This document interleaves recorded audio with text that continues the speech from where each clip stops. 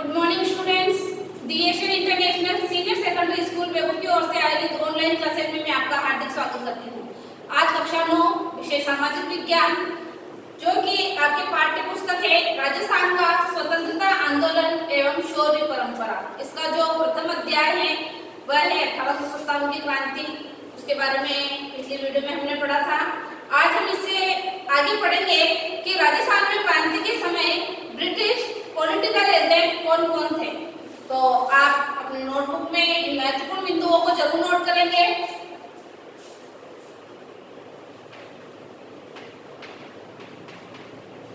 राजस्थान में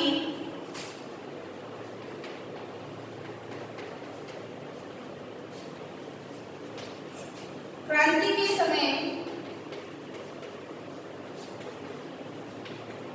British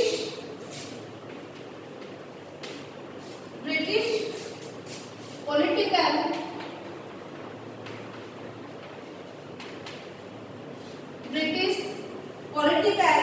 agent कौन कौन थे उनके बारे में मैं आपको बता रही हूँ। तो आप ध्यानपूर्वक इसको अपने नोटबुक में नोट करेंगे। कोटा रियासत,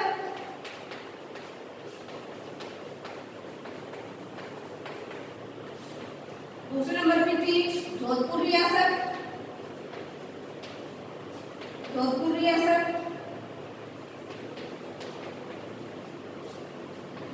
रियासत, जयपुर रियासत, उदयपुर रियासत और अंत में आ जाएगा सिरोही रियासत। कितनी हो गई आपके सामने में राजस्थान में क्रांति के समय जो ब्रिटिश पॉलिटिकल एजेंट थे वो कहाँ पर नियुक्त थे। जैसे कि कोटा रियासत में कौन था, जोधपुर रियासत, भरतपुर, जयपुर, उदयपुर और सिरोही।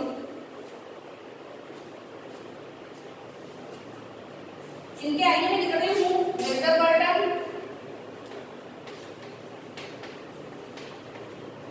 जो कहाँ पर थे, कोटा रियासत के अंतर्गत पॉलिटिकल एजेंट थे, ब्रिटिश पॉलिटिकल एजेंट थे।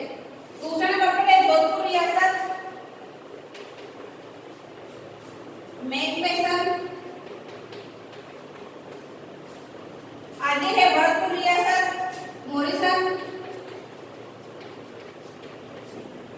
उससे आगे है जयपुर रियासत, इसमें आप लिखोगे ईडन। आगे है उदयपुर रियासत, शोवर्स।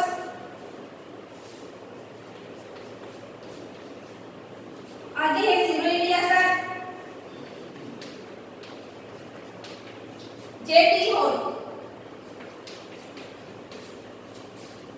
आप देखोगे सभी बच्चों कि राजस्थान में क्रांति के समय जो ब्रिटिश पॉलिटिकल एजेंट जो थे वो कहाँ पर नियुक्त हुए थे। तो कोटा रियासत में कौन था, मेजर बर्टन। जोधपुर रियासत में मैकमेसन, भरतपुर रियासत मॉरिसन, जयपुर रियासत ईडन, उदयपुर रियासत शोवर्स और सिरोही रियासत जेडी हो। इनको आपको नोट करना है, आप नोट करेंगे।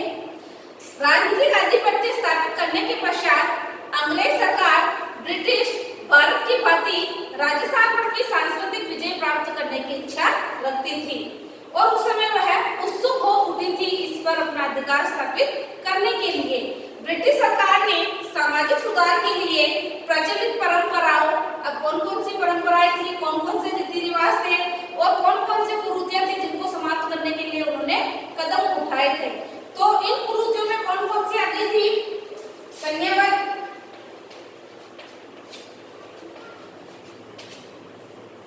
पहली जो कुरीति है वह है कन्यावध, दूसरी है दास प्रथा और तीसरी है सती प्रथा। इन कुरीतियों के बारे में तो आप जानते ही होंगे। कन्यावध, जब कन्या का जन्म होता था तब जन्म के समय ही उनको मार दिया जाता था। ठीक है, बहुत प्राचीन समय से ऐसा हो रहा था और धीरे धीरे इस पर रोक लगाई गई। फिर है दास प्रथा, जो निम्न वर्ग के व्यक्ति आते थे, जैसे कि जाति को 4 आधार पर बांटा गया था, 4 वर्गों में बांटा गया था। तो उन 4 वर्गों में जो जाति थी उनमें जो सबसे नीचे के स्थान पर थी उनमें ही सबसे ज्यादा दास बनाए जाते थे और जबरन दास बनाया जाता था।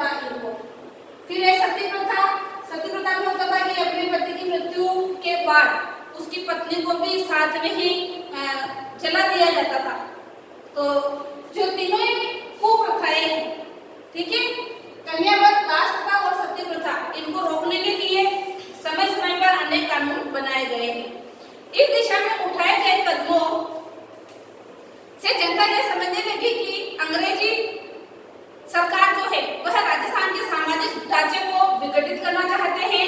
अंग्रेजों की सामाजिक और सामान्य जीवन में हस्तक्षेप की नीति के कारण जनता में असंतोष उत्पन्न हो गया था। साथ ही देखा जाता है कि ईसाई मत के प्रचारकों के द्वारा हिंदू लोगों को जबरन ईसाई बनाया जाने लग गया था, जिससे कि जनता में क्या था, असंतोष व्याप्त हो गया था। तो ये सारे कारण थे जिससे 1857 की क्रांति ने एक उग्र रूप धारण कर लिया था। आप देखोगे कि सन 1857 की क्रांति के समय, जब 1857 की क्रांति हुई थी, उस समय राजस्थान में अंग्रेजी सैनिकों की 6 छावनियां थी। कितनी छावनियां थी? 6 छावनियां थी। 6 के नाम मैं लिख रही हूँ।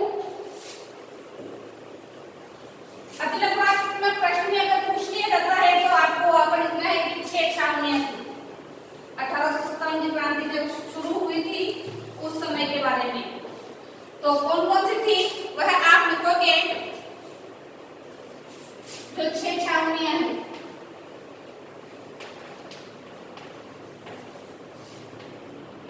छावनियों में आप लिखोगे पहले नंबर पर नसीराबाद, दूसरे नंबर पर नीमच, तीसरे नंबर पर आप लिखोगे देवली, चौथे नंबर पर आप इसमें करोगे ब्यावर, पांचवें नंबर पर करोगे एलिनपुरा,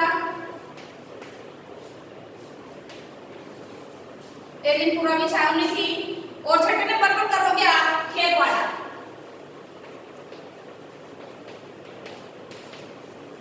तो कितनी छावनियां थी उस समय? 6 छावनियां थी।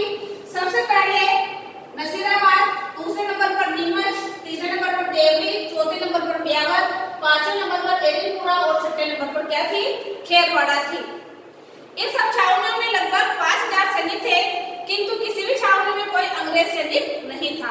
यह क्वेश्चन जो है आपके पाठ्य पुस्तक में पीछे जो अभ्यास प्रश्न दिए गए हैं उनमें भी है कि 1857 की क्रांति आरंभ होने के समय राजस्थान में कुल कितनी सैनिक छावनियां थी? तो 6 थी, और 6 के नाम मैंने आपके सामने बोर्ड पर लिख रखे हैं, इनको आपको नोट भी करना है। केवल 30 अधिकारी ही उसके अंतर्गत थे। मेरठ में क्रांति होने की सूचना जैसे ही राजस्थान के एजीजी को प्राप्त हुई, उसने देशी रियासतों के शासकों को यह निर्देश भेज दिया था कि किसी भी क्रांतिकारी को अपने राज्य में नहीं घुसने दिया जाएगा। तो सर्वप्रथम क्रांति कहाँ पर शुरू हुई थी? नसीराबाद में क्रांति शुरू हुई थी। तो पहले हम पढ़ेंगे नसीराबाद की क्रांति। आप देखोगे कि राजस्थान में क्रांति का सूत्रपात नसीराबाद से हुआ है। यह महत्वपूर्ण प्रश्न है, इसको भी आपको नोट करना है कि राजस्थान में 1857 की क्रांति का सूत्रपात सर्वप्रथम नसीराबाद में हुआ, जिसके निम्न कारण थे। अब मैं आपको कारण पढ़कर सुना रही हूँ, ध्यानपूर्वक आप उनको सुनेंगे। उस समय नसीराबाद में 15वीं और 30वीं बंगाल नेटिव इन्फेंट्री, भारतीय तोपखाने की सैनिक टुकड़ी तथा पहली बंबई लॉयर्स के सैनिक उस समय उसमें विद्यमान थे। मेरठ विद्रोह की सूचना से 15वीं नेटिव इन्फेंट्री के सैनिकों ने सोचा कि यह सारी जो कार्रवाई हो रही है ये भारतीय सैनिकों को कुचलने के लिए की गई है तथा तोपें भी उनके विरुद्ध प्रयोग के लिए तैयार की गई हैं। अतः उनमें विद्रोह की भावना उस समय से ही क्या हो गई थी? जागृत हो गई थी, उत्पन्न हो गई थी, पनप गई थी। दूसरा जो इसका कारण था नसीराबाद की क्रांति होने का, वह था कि 15वीं बंगाल नेटिव इन्फेंट्री की एक टुकड़ी काफी समय से अजमेर शस्त्रागार की रक्षा कर रही थी। काफी समय से अजमेर का जो शस्त्रागार था उसकी वह क्या कर रही थी? सुरक्षा कर रही थी और रक्षा कर रही थी। संदेह के कारण उसे वहां से नसीराबाद भेज दिया गया। किसी कारण से संदेह उत्पन्न हो गया होगा और उस टुकड़ी को वहां से हटाकर नसीराबाद भेज दिया गया था। इससे सैनिकों के मन में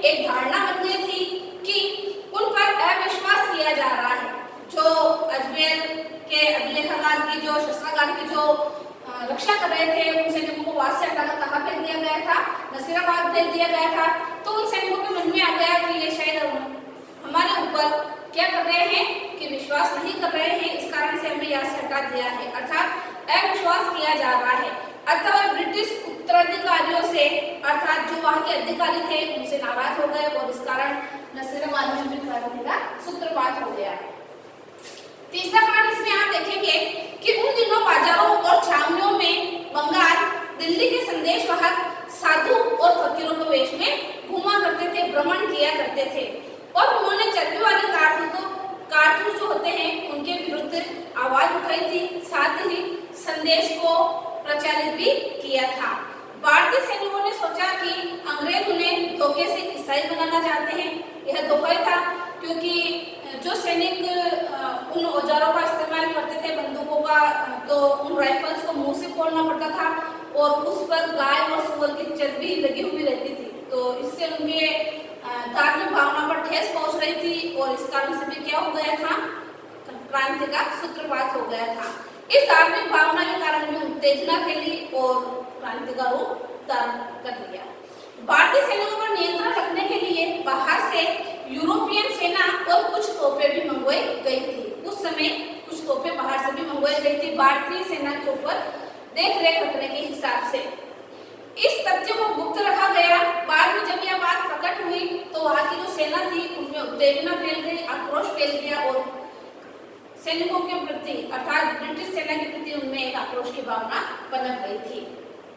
आगे आप देखोगे यह हो गई थी नसीराबाद की क्रांति, 4 कारण मैंने आपको बताए हैं।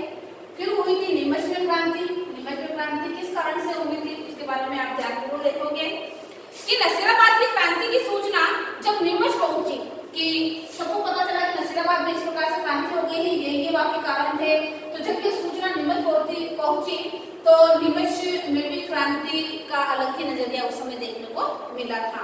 तो 3 जून 1857 ईस्वी को नीमच के सैनिकों ने भी विद्रोह कर दिया। कब कर दिया था? 3 जून 1857 को नीमच में भी विद्रोह हो गया था सैनिकों के द्वारा।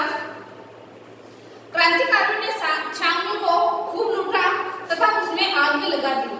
नीमच छावनी को लूटने के बाद क्रांतिकारी नीमच से रवाना होकर सरकारी बंगलों को लूटने के लिए और उनमें आग लगाने के लिए शाहपौरा पहुंच गए थे।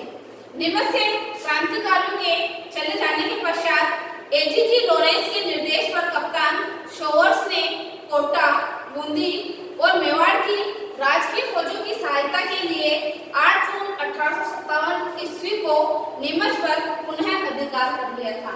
यानी कि सैनिक यहाँ से हट गए थे, जैसे ही हटे वैसे ही ब्रिटिश अधिकारियों ने वापस नीमच पर क्या कर लिया था? अपना आधिपत्य स्थापित कर लिया था। आगे है क्रांति एरनपुरा और आउवा की क्रांति कि एरनपुरा और आउवा में क्रांति किस प्रकार से हुई थी। तो अंग्रेजों के विरुद्ध पहले हम पढ़ेंगे एरनपुरा के लिए। अंग्रेजों के विरुद्ध विद्रोह का झंडा उठाने और उनकी सत्ता को चुनौती देने का जो काम था वह मारवाड़ के जागीरदारों के द्वारा किया गया था। एरनपुरा में स्थित जोधपुर की सैनिक टुकड़ी ने नसीराबाद में हुई क्रांति की सूचना दी तो 21 अगस्त 1857 को क्रांति का बिगुल एरनपुरा में भी बज गया। अर्थात जब क्रांतिकारी पाली पहुंचे तो अब हम पढ़ेंगे आउवा के बारे में। तो आउवा अर्थात पाली जिले में स्थित यह एक छोटा सा गांव है कि ठाकुर कुशाल सिंह ने उन्हें अपनी सेवा देने से मना कर दिया था और जो क्रांतिकारी थे उनको सेवा देना शुरू कर दिया था। आउवा का ठाकुर मारवाड़ का शक्तिशाली सामंत था। वह अंग्रेजों और जोधपुर के महाराजा दोनों का विरोध करता था। ऐसा कहा जाता है कि मेवाड़ और मारवाड़ के अनेक सामंत अपनी सेनाएं लेकर कुशाल सिंह की सहायता के लिए कहाँ पहुंच गए थे? आउवा पहुंच गए थे। फिर है मेवाड़ में क्रांति की गूंज। किस प्रकार से मेवाड़ में 1857 की क्रांति की गूंज सुनाई दी थी और उसने एक आक्रोश या आक्रोशित रूप धारण कर लिया था वहां के सैनिकों के द्वारा। इस समय मेवाड़ की जनता में भी अंग्रेजों के विरुद्ध काफी रोष था। मेवाड़ की अधिकांश सामंत व्यवस्था जो थी वह ब्रिटिश सत्ता के विरुद्ध हो चुकी थी। नसीराबाद में हुई क्रांति की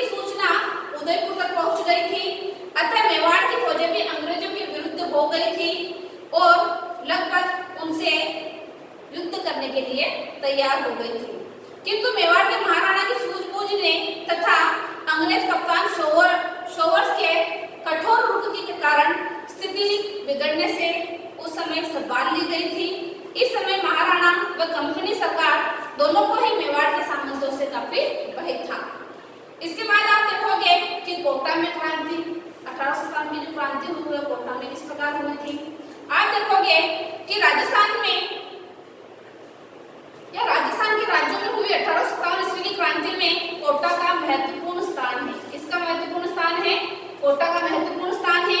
कोटा में विद्रोह का मुख्य कारण यह था कि पॉलिटिकल एजेंट मेजर बर्टन ने कोटा महाराव को यह सलाह दी कि कुछ अफसर आपके जो राज्य में है वह वफादार नहीं है तथा उनका रवैया भी क्या है, अंग्रेजों के जैसा है, अंग्रेज विरोधी है। अतः वे अफसरों को पदच्युत कर दूसरे अधिकारियों को वहां पर नियुक्त कर दे जिससे उन्हें उचित दंड दिया जा सके। मेजर बर्टन ने जिन अफसरों को सौंपने की मांग की थी उनमें कौन कौन से थे, जयदयाल, रतनलाल, जियालाल आदि प्रमुख थे। मेजर बर्टन द्वारा महाराव को जो सलाह दी गई थी वह किसी प्रकार महाराव की फौज तथा फौज के अधिकारियों पर प्रकट हो गई। फलस्वरूप फौज के सभी सिपाही क्रोध से पागल हो उठे और उन्होंने मेजर बर्टन से बदला लेने का निश्चय कर लिया था।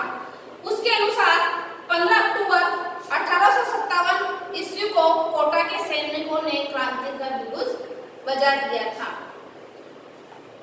तो कोटा की क्रांति भी आपने पढ़ी, किस प्रकार से सैनिक विद्रोह हर जगह हो रहे थे। अन्य राज्यों में क्रांति की गूंज, इनके अलावा जो महत्वपूर्ण थे वो तो आपने पढ़े। अन्य राज्य कौन कौन से थे जहाँ पर 1857 की क्रांति की गूंज सुनाई दे रही थी, तो उसके लिए आगे मैं आपको बता रही हूँ।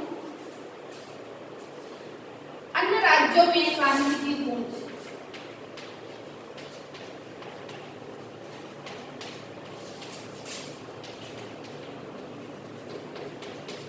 क्रांति की गूंज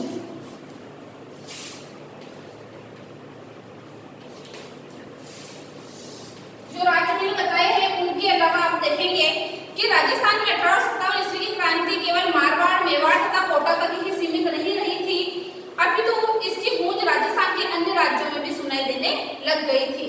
भरतपुर जो आगरा व मथुरा से काफी निकट है, क्रांति के समय अशांत रहा था। मथुरा में विद्रोह हो जाने के बाद भरतपुर शहर में उत्तेजना फैल गई और भरतपुर की सेना ने भी क्रांति का बिगुल बजा दिया। भरतपुर के महाराजा ने वहां के पॉलिटिकल एजेंट मेजर मोरशम को भरतपुर छोड़कर जाने की सलाह दी थी, क्योंकि महाराजा को यह आशंका थी कि उसकी उपस्थिति से निमच में जो क्रांतिकारी गतिविधियां हो रही है, उनके जो क्रांतिकारी थे वो वहां से आगे की तरफ बढ़ जाएंगे। अलवर से भी दिल्ली के कुछ क्रांतिकारियों के आ जाने के कारण क्रांतिकारी गतिविधियां उग्र रूप धारण करने लग गई थी। अलवर रियासत के शासकों के गुर्जरों ने अपने पड़ोसी राज्य भरतपुर जो राज्य था वह भी ब्रिटिश सेना के खिलाफ हो गया था और खुलकर उनका प्रदर्शन करने लग गया था। उन्होंने अपनी क्रांतिकारी गतिविधियों से जो वहां के शासक थे उनको काफी परेशान किया था। फिर धौलपुर रियासत में भी गंभीर उपद्रव उस समय मच गए थे। तो कहाँ पर क्रांति हुई थी? अन्य राज्यों में क्रांति, जो एरिनपुरा है, नीमच है, कोटा है, इनके अलावा जो आगे मैं आपको बता रही हूँ उसके बारे में आप पढ़ सकते हैं। तो आप इनमें लिखोगे भरतपुर, आगरा, दिल्ली, आगे आप देखोगे अलवर, यहाँ पर भी 1857 की क्रांति की गूंज सुनाई दे रही थी। धौलपुर रियासत, धौलपुर इसके अंतर्गत आ जाएगा। अक्टूबर 1857 ईस्वी के प्रारंभ में ग्वालियर और इंदौर,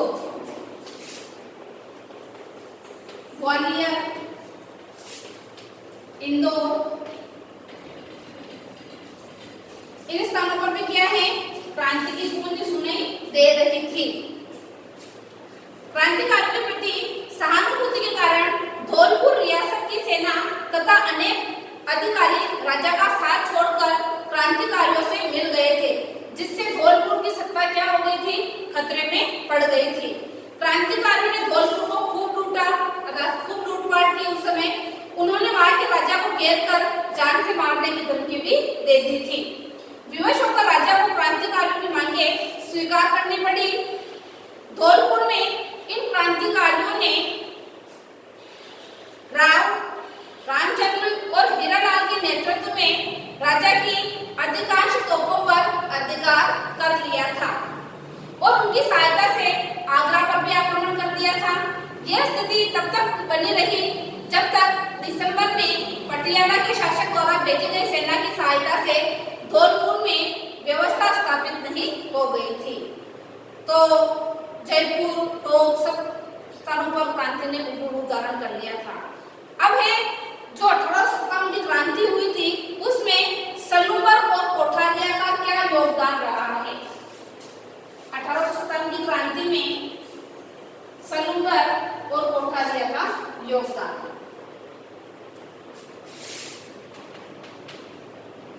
सलूबर और कोठारिया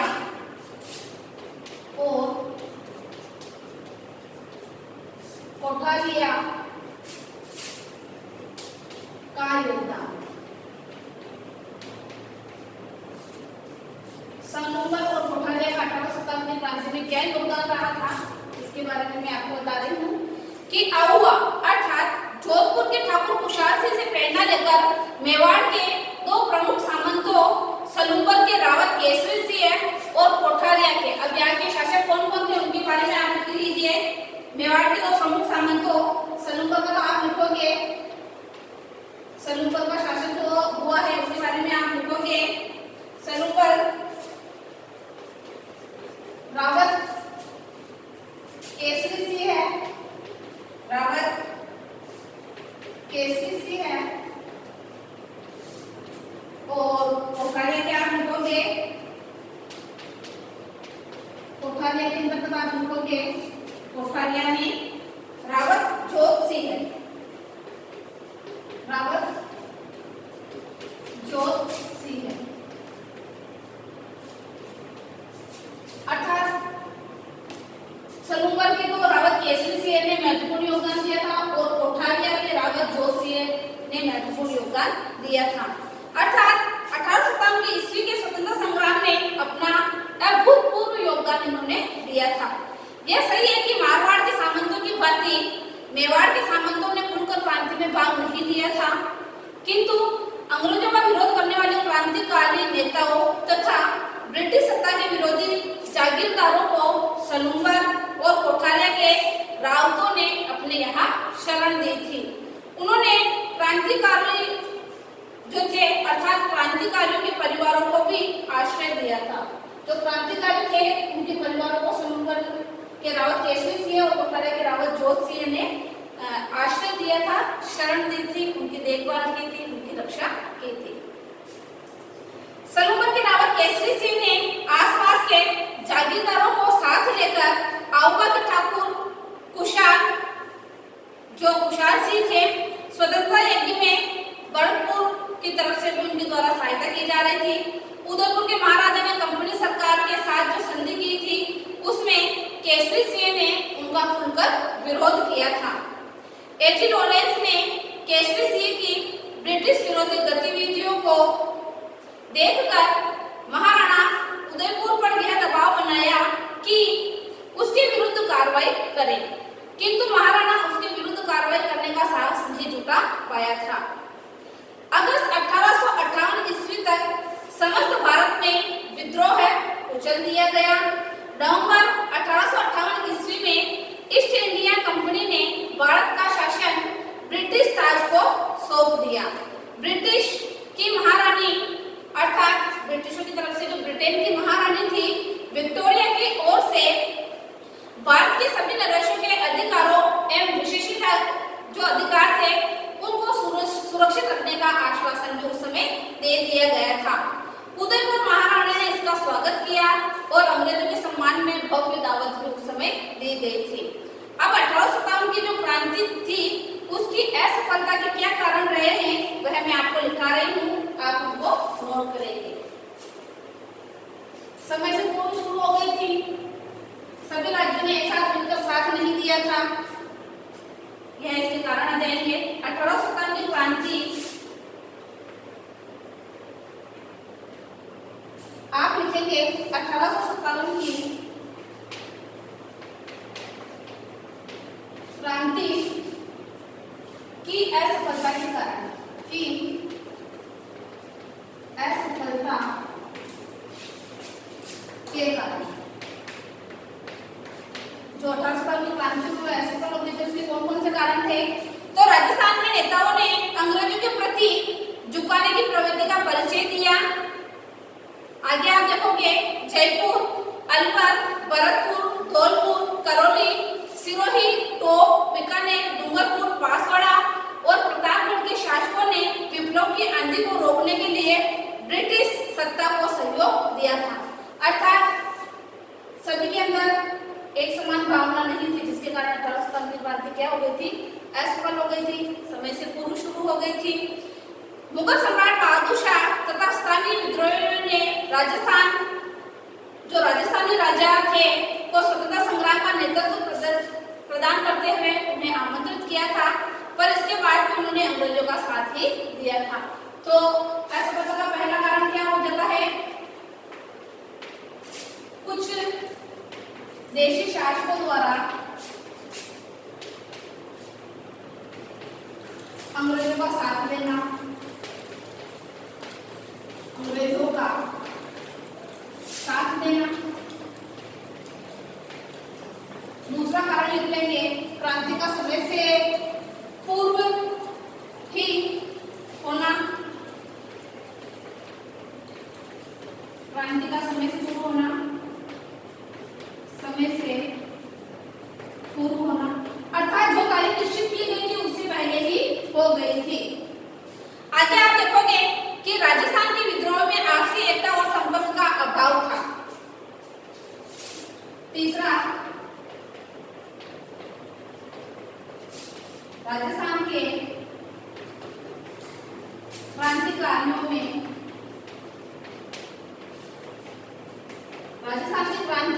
में एकता, आपसी एकता का अभाव था। आपसी एकता का अभाव, अर्थात एकजुट होकर उन्होंने काम नहीं किया था। कोटा, नसीराबाद, भरतपुर, धौलपुर, कोटा, टोंक आदि में अलग अलग समय पर क्रांति होने के कारण अंग्रेजों को विद्रोहियों से निपटने का अवसर मिल गया था। यानी क्रांति का समय से पूर्व होना और क्रांति का हर स्थान पर एक साथ शुरू होना भी इसका कारण था। मारवाड़, मेवाड़ और जयपुर आदि के निरीक्षण ने तात्या टोपे को किसी प्रकार का सहयोग नहीं दिया था। तो क्रांतिकारियों को अन्य शासकों के द्वारा किसी भी प्रकार का सहयोग न प्राप्त होना भी इस क्रांति की असफलता का कारण है। कुछ जो मैं मौखिक रूप से बता रही हूँ भी आप इसके अंतर्गत लिख सकते हैं। आगे है फिर इसमें राजस्थान की 18 रियासतों में संगठन और एकता का अभाव था। नेतृत्व के लिए जब मेवाड़ के महाराणा ने संपर्क किया तो नेतृत्व प्रदान करने के बजाय उन्होंने शासकों के पत्र व्यवहार संबंधी सारे कागजात ही ब्रिटिश अधिकारियों को सौंप दिए थे। आगे कारण आप देखेंगे कि राजस्थान अनेक देशी रियासतों में बटा हुआ था, इस कारण उसमें क्रांतिकारियों का कोई केंद्रीय संगठन नहीं था। उनमें नेतृत्व का भी सर्वथा अभाव था। तो जो इसमें बड़े अधिकारी थे उनमें नेतृत्व का अभाव था। क्रांतिकारियों के बीच में आपस में संपर्क नहीं बन पाता था।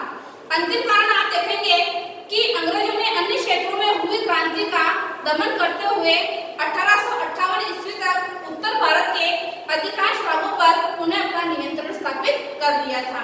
इस कारण उन्होंने राजस्थान में हुई क्रांति का दमन करने के लिए अपनी पूरी शक्ति लगा दी थी। तो यह थे 1857 की क्रांति जो हुई थी उसकी असफलता के कारण।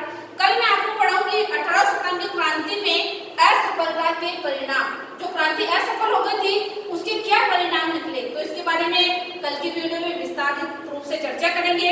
आज के द्वारा दी गई क्लास आपको अच्छी तरीके से समझ में आई होगी। फिर भी आपको इसमें अगर किसी प्रकार की कोई असुविधा या समस्या आती है तो आप बोर्ड पर दिए हुए नंबर पर संपर्क कर सकते हैं। धन्यवाद।